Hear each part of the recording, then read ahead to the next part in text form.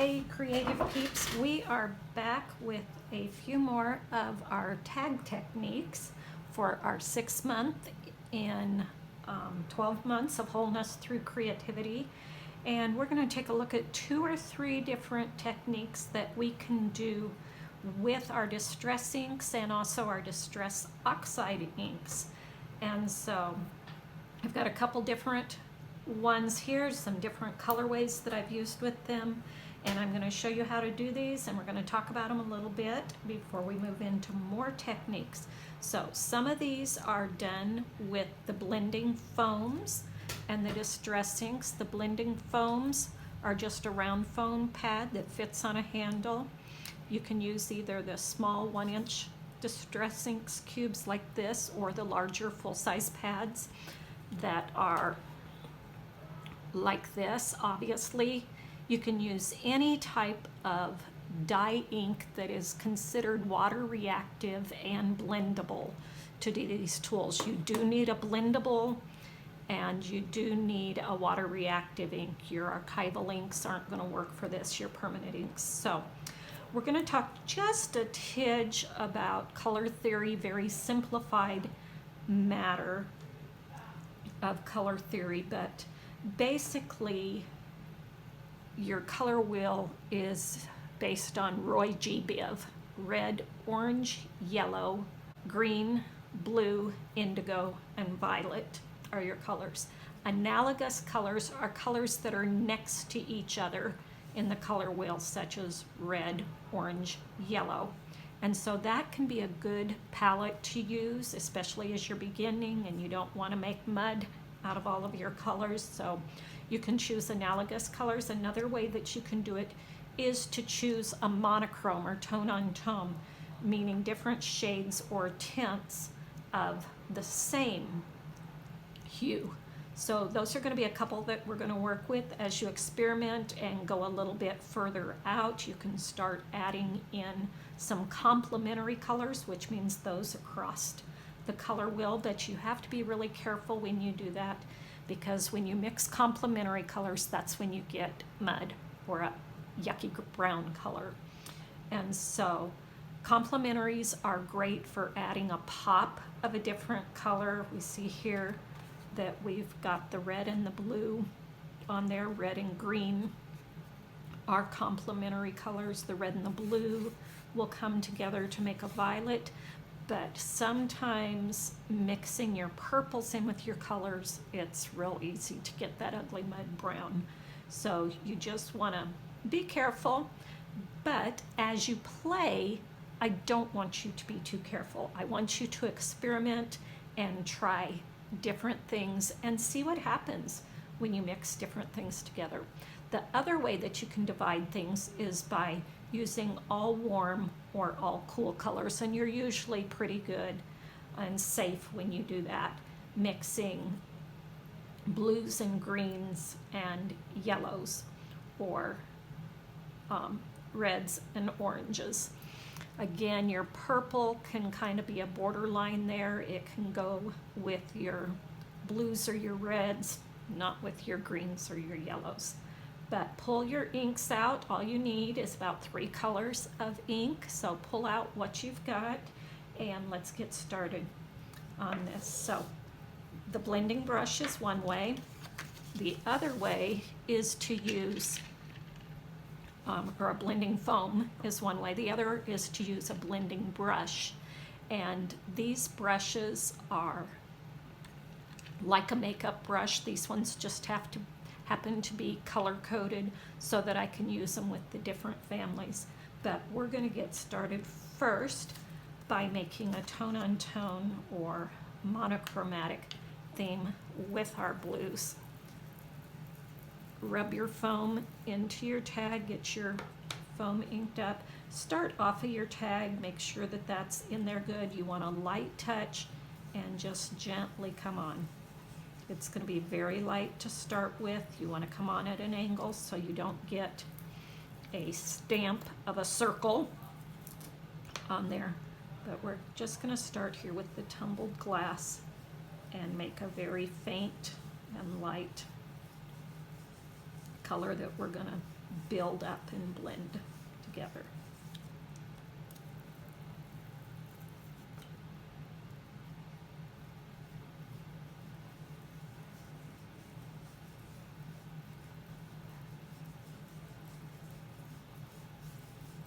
So we've got to start with the lighter color there. We'll add the next color, which is Broken China.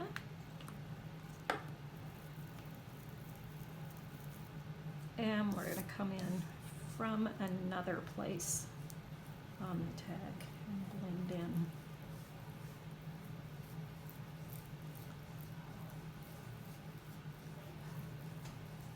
This color, notice these colors are pretty close to each other. The type of paper that you use, cardstock you use, again, is going to make a big difference in how well these blend. As they dry, they're going to smooth out a little more. Notice I'm holding my brush at an angle so we don't get that straight on circle in there, but I am turning it in a circle as I put it on. And you can't tell a whole lot of difference in those colors, but we're working on a fade here. And our third blue here is called Mermaid Lagoon.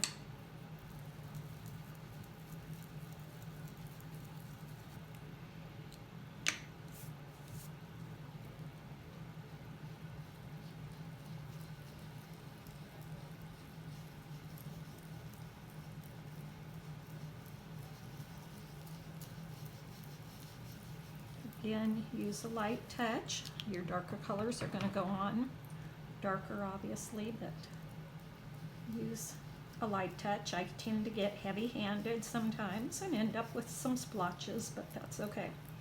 Again, we just want to practice, and this is a technique that's going to take practice to get good at. Your blends are going to come better. The more you blend, the better you'll get at doing it. Going back over the colors over and over again will help them blend better.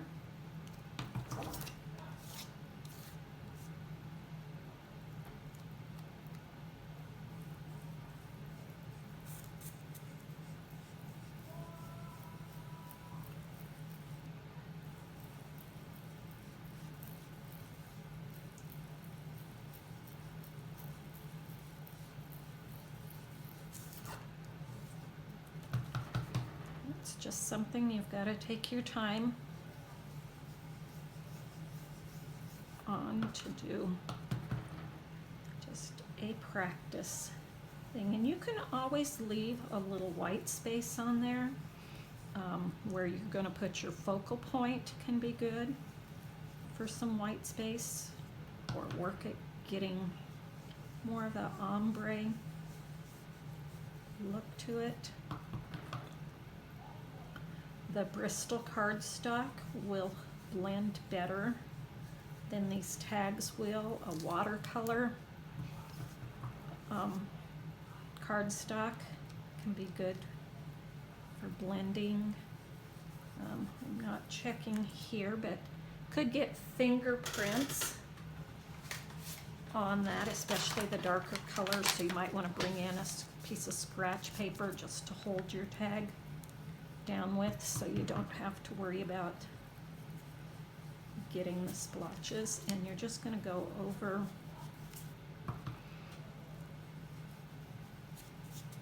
that until you've got the blend that you're looking for.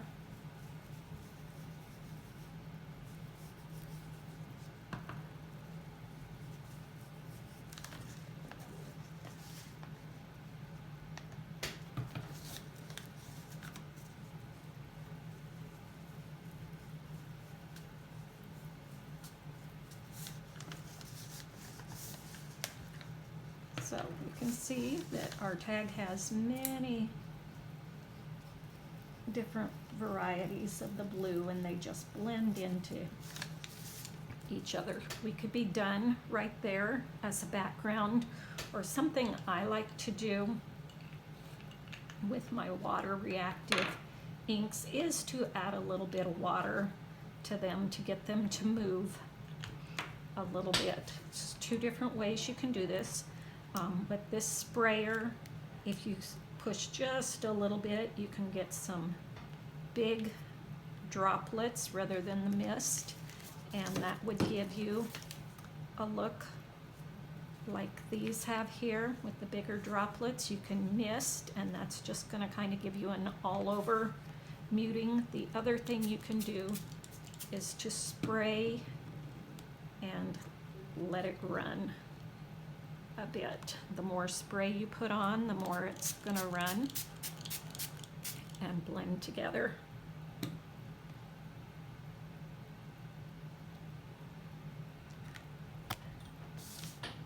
And I think that is great. I love the color of that one. Then you can come in and just wipe up some of that excess water on there if it's not as rich a color as you want. After that, the spraying does remove some of the color, but if I want it dark, I just have to wait for that to dry or dry it with my heat tool and go back in and put another layer on it. So the ink smooshing is the next thing I'm going to do with the distress inks, and then we'll get the oxides out and work them. Ink smooshing, we did a little bit of that with our Bible journaling, I believe. So this one is Tattered Rose. I'm just pushing down and getting that ink onto my mat here. Again, I'm working on a mat that has good slickness to it, so that helps with the blend, to be able to use the mat with the slick on it, slick surface. I'm going to add,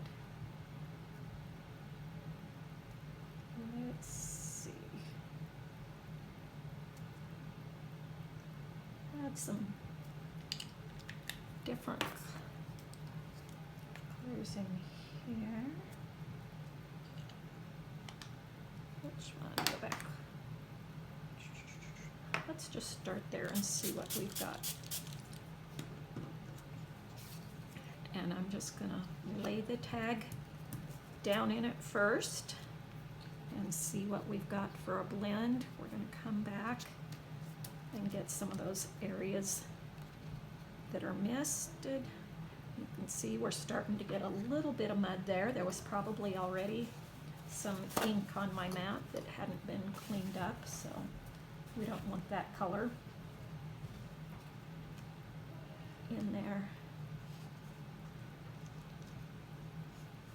And we've got quite a bit of the yellow and a bit of the orange in there, so I'm probably going to dry this and then come back and add some more of the pink to it.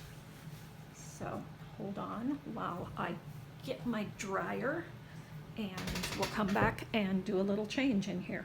All right, let's see what we can do with some of the Distress Oxide inks next and the blending brushes. One way in checking your colors, it's good to always have a swatch sheet of what colors you have. You can color in the whole thing with the ink, or I usually just stamp a design, but this is a good way that I can look and see exactly what the inks are going to look like and pick ones that I think will work well together. Do they always? No. Do I care? No. That's part of the learning process, is to try different things and see how they're going to work. So we are going to work in our Roy G. Biv order, so yellow, green, blue. So we'll start with our yellow and our blending brush here. Again, just rub it in just like you do with your foam. Start off and just start filling in your spaces. This is a darker color, so it's going on. And again, like I said, I'm not the best at going light-handed on things, but I'm going to blend my yellow down a little over a third of the way Then I'm going to move on to my green. This one's the Lucky Clover.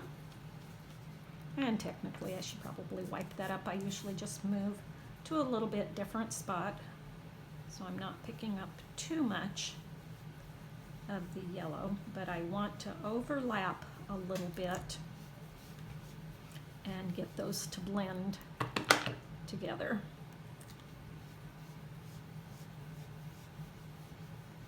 And I'm going to go back up and blend a bit into that area.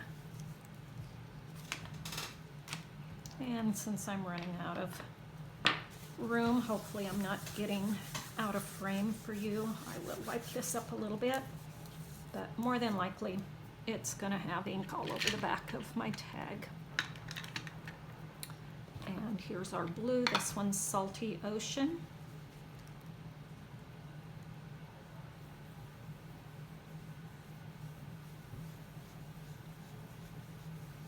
And so we've got three very different colors here, but they're colors that blend well together because, as we know, yellow and blue make green, so we can get almost an ombre effect as we blend the colors together.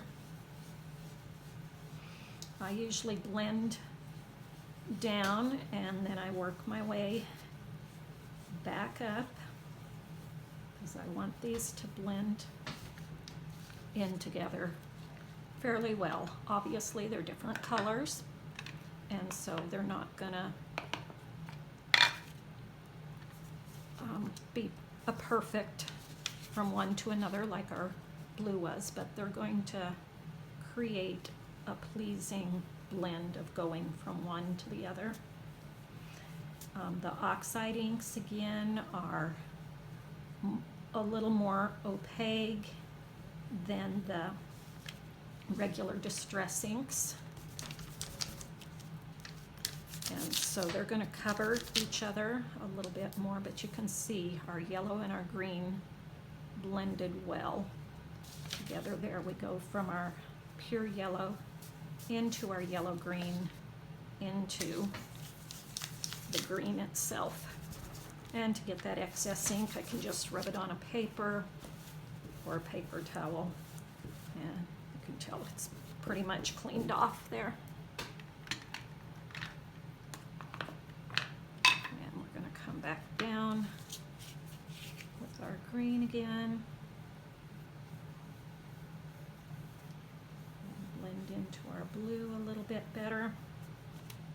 Hopefully I'm in frame.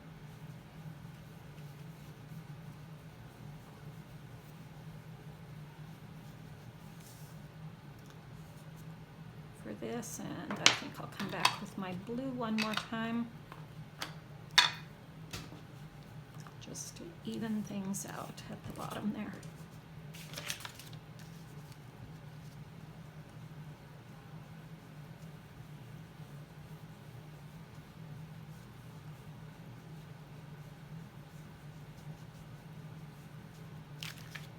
Wipe a little bit of that off so we can have. And again, these are water reactive. We can always do a little bit of, they're not totally dry, so I could always do some blending just with the dry paper towel, and of course I could come in and blend them with water also. I think I like that blend there, so I think we're going to stop.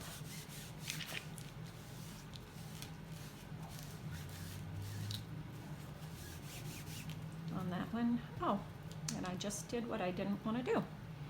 With all the ink left here, obviously, you can give that a spritz with water. Let me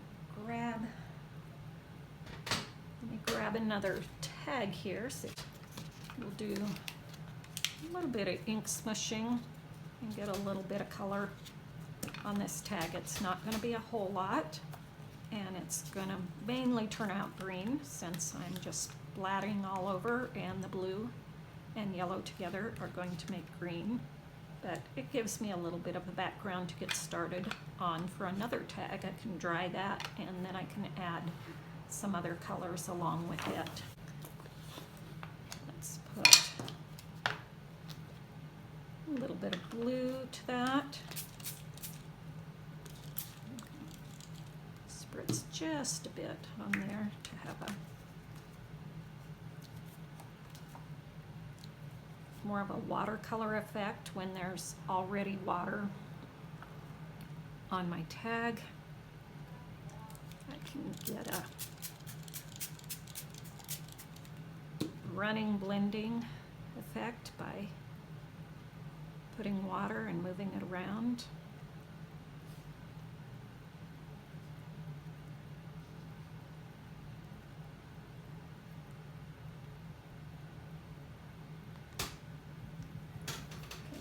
Grab another tag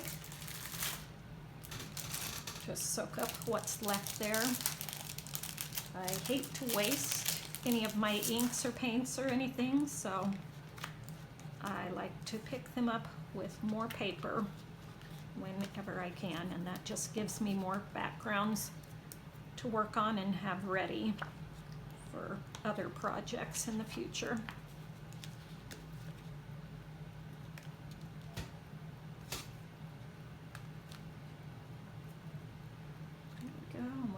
Probably got enough for one more. Let's see what I've got here.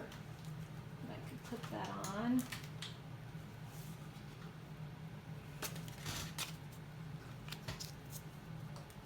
This was some of the Bristol smooth paper that we cut before.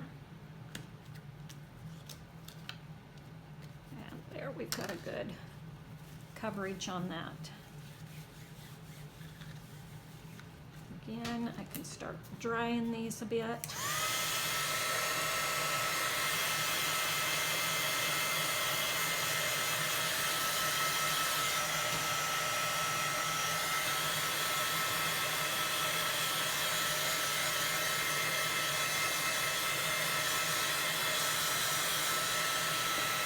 See if we can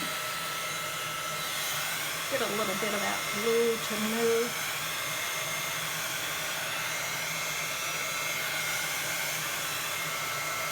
Blot up the extra there, and I think I will add a little extra green to it. Again, we just play, keep working on it till you get the look you want. And the great thing about these water reactive, you come up with something you totally don't like. Say I put something on here and it turned into the mud. I can always take a paper towel or a rag and just mop it up and it'll go away. It's water reactive. I can clean that up, and I'll show you a couple of tags that I did that to that had gotten darker than I wanted, and so around that ring is a little harder to get. There we go.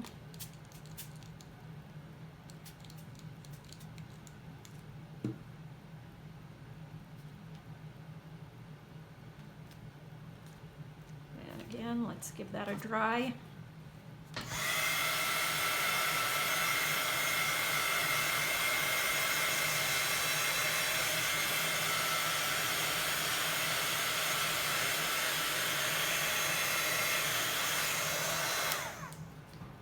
Let's smush this one down and some of that green that's left there.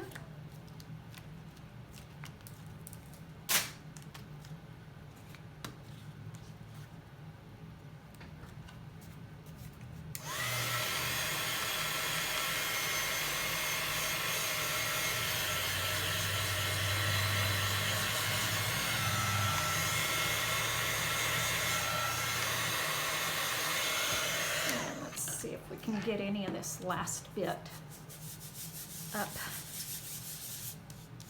with the little scratch paper that I had there.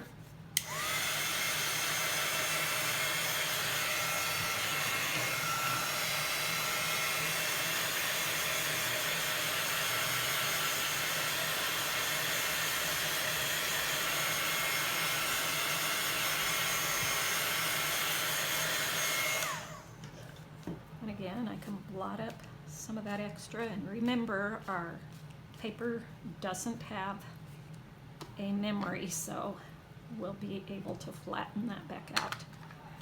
Let's see if we want to add some of the yellow to this. Want just a bit, not a whole lot. And again, it's going to start turning green because these are water reactive. So I'm going to have to be careful in the places that I want it to remain yellow and not just give me more green.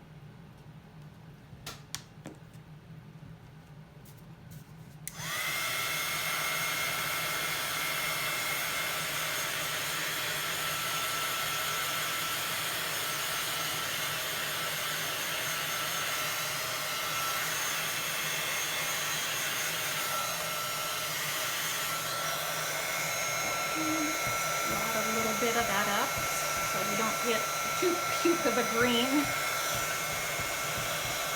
There with that yellow. I'll wipe that up. And I'll decide if I want to do anything with those extras later on. But